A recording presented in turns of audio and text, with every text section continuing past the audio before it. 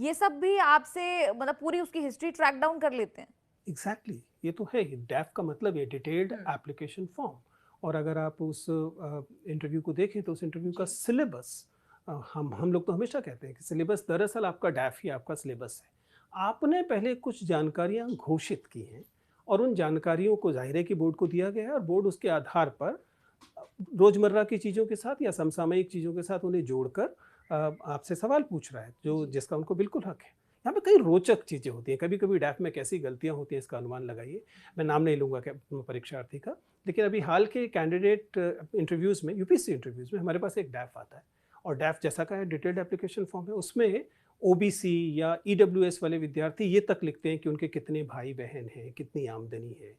ऐसे ही एक कैंडिडेट ने अपना जी। पूरा डिटेल दिया, और रोचक बात थी कि उनके दो भाइयों के बीच का अंतर मात्र 5 महीने का था।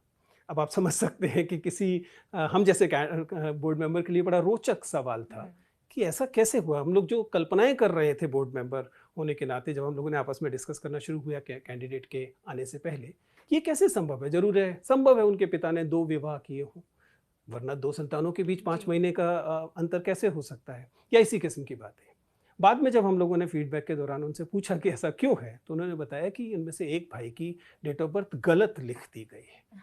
अब ये लगातार उसी हिसाब से चल रही है। जी। अब आप समझ सकते हैं कि ये वो छोटी सी चीज़ें हैं, छोटी-छोटी चीज़ें हैं, जिनकी जानकारी दरअसल बोर्ड के पास है। यदि बोर्ड के पास है, तो बोर्ड इसके आधार पर, जैसे हम लोगों ने सवाल पूछा कि तो इंटीग्रिटी का सवाल, आपके परिवार ने कभी इसे ठीक करने की कोशिश क्यों नहीं की? जी। तो होती हैं कई रोचक चीज़ें डैप में मिलती हैं। जी। सर एक सवाल ये भी क्योंकि आप जो 2 दशक से आपका एक्सपीरियंस रहा है, स्टूडेंट्स को आप गाइड करते हैं, तो या आप जब स्टूडेंट से मिलते हैं, तो क्या एक नज़र में आपको देख के कई स्टूडेंट्स को लेकर लग जाता है कि ये तो सिलेक्ट होने वाला है? आह, देखिए ये ट्रिक्स ऑफ द ट्रेड वाला मामला है। मैं ये तो नहीं कहूँगा कि हमें सभी विद्यार्थियों के बारे में ऐसा पता लग जाता है। लेकिन शुरुआती 2 मिनट के अंदर, 3 मिनट के अंदर जी। हमें विद्यार्थी की, जिसे हम पोटेंशियल कहते हैं, उसका अनुमान हो जाता है। जी। और मेरी एक बोर्ड मेंबर होने के नाते जो नज़र रहती है वो 2 चीज़ों पे रहती है। पहली बात तो मैं ये देखने की कोशिश करता हूँ कि उसकी करंट परफ़ॉर्मेंस और उसकी पोटेंशियल के बीच कितना अंतर है। क्योंकि ये मेरा काम है कि उसकी पोटेंशियल के निकटतम मैं उसे ले जाने में मदद करूँ। जी। ये है।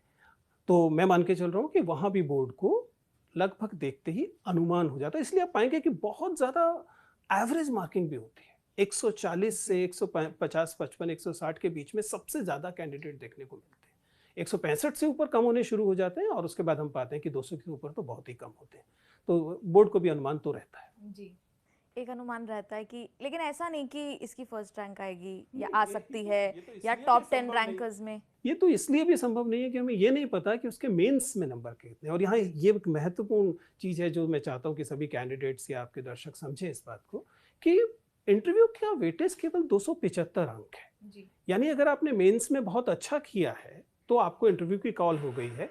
इंटरव्यू जिस चीज़ पर में अंतर डालता है वो आपकी रैंकिंग है, ना कि जी। आपके सिलेक्शन है। सिलेक्शन में ज़्यादा जो आनुपातिक प्रभाव है वो आपके मेंस की परीक्षा का है। इंटरव्यू से फ़र्क ये होता है कि अगर आपने इंटरव्यू अच्छा दिया, तो संभव है कि आप टॉप 10 में चले जाएँ।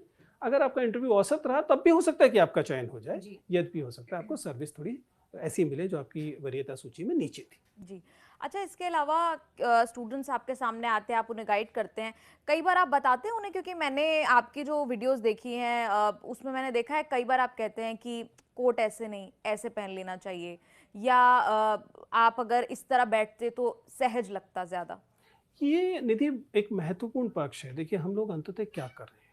जब हम पर्सनैलिटी टेस्ट करते हैं किसी का भी, तो जी। हम एक कम्युनिकेशन एक्सरसाइज कर रहे हैं। आप खुद कम्युनिकेशन प्रैक्टिशनर हैं, आप समझ सकती हैं कि ये कितना महत्वपूर्ण होता है कि आपका केवल वर्बल ही नहीं, नॉन वर्बल कम्युनिकेशन भी दरअसल कम्युनिकेट कर रहा होता है। हम लोग आए तो आपने बताया कि कैसे बैठना है। ठीक ऐसे ही हम लोग भी बताते हैं अपने परीक्षार्थियों को कि कैसे बैठना है। इससे फ़र्क पड़ता है। क्या क्या पहनना है, इससे भी फ़र्क पड़ता है। लेकिन यह आपके व्यक्तित्व का एक आंशिक पक्ष जी। है, जिसका मतलब है कि आपका वर्बल और नॉन वर्बल कम्युनिकेशन दोनों जांचा जाएगा। ये कुछ नॉन वर्बल कम्युनिकेशन पैरामीटर्स होते हैं जिनके बारे में हम सलाहें देते हैं। अगर परीक्षार्थी को वे जचती हैं तो वे उन पर अमल भी करते हैं। उसके अलावा आई कांटेक्ट की अगर बात करें, क्योंकि मैंने आपको ये भी कहते हुए सुना था कि जब आप कुछ कोई जवाब आप सोच रहे हैं तो ऊपर ना देखें, आप नीचे देखें। देखिए, ये स्कूल ऑफ थॉट वाला इशू है। हो सकता है कि मेरे अलावा कोई बोर्ड मेंबर होगा तो वो इससे भिन्न राय भी दे सकता है, लेकिन मेरा अनुभव ये कहता है, और ये साइकोलॉजी में बार बार पढ़ाया भी जाता है, कि जब आप किसी इस तरह के कम्युनिकेशन में किसी से बातचीत कर रहे हैं, तो आई कांटेक्ट, अगर आप बात कर रहे व्यक्ति की आंखों में देख पा रहे हैं, उसके चेहरे पर देख पा रहे हैं, तो ट्रस्ट बिल्डिंग सबसे अच्छी होती है। अगर ऐसा नहीं हो पा रहा है, तो आम तौर पर एक दूसरे पर विश्वास जमने में समय लगता है। जी। इसी तरह से जैसा आपने कहा कि मान लीजिए आपसे कोई सवाल पूछा गया और आपको उसके बारे में सोचना है, और आप अपने बोर्ड मेंबर जिससे आप बात कर रहे हैं उसकी आंखों में देखकर नहीं सोच पा रहे हैं, तो आपको आई कांटेक्ट तोड़ना पड़ेगा। इसे तोड़ने के लिए क्या तरीका है? हम लोग सलाह देते हैं कि नीचे की तरफ देखें, थोड़ा बेहतर रहेगा, क्योंकि ऊपर की तरफ जब आप देखते हैं तो ऐसा लगता है मानो आप मैन्युफैक्चर कर रहे हैं तथ्यों को। जी। मान लीजिए मैं ऊपर देखकर ये इस समय बोलूँ इस सवाल को, तो आप समझ सकते हैं, पता नहीं आपका कैमरा इसे देख पाएगा या नहीं, लेकिन ऐसा लगेगा जैसे कि मैं फ्रेज कर रहा हूँ, मैं कुछ नकली तौर पे बना रहा हूँ, ऐसा अनुमान होगा। मैं ये नहीं कह रहा अनिवार्यतः ऐसा होगा, लेकिन सलाह इसीलिए दी जाती है कि अगर आप नीचे देखकर सोचेंगे तो शायद बेहतर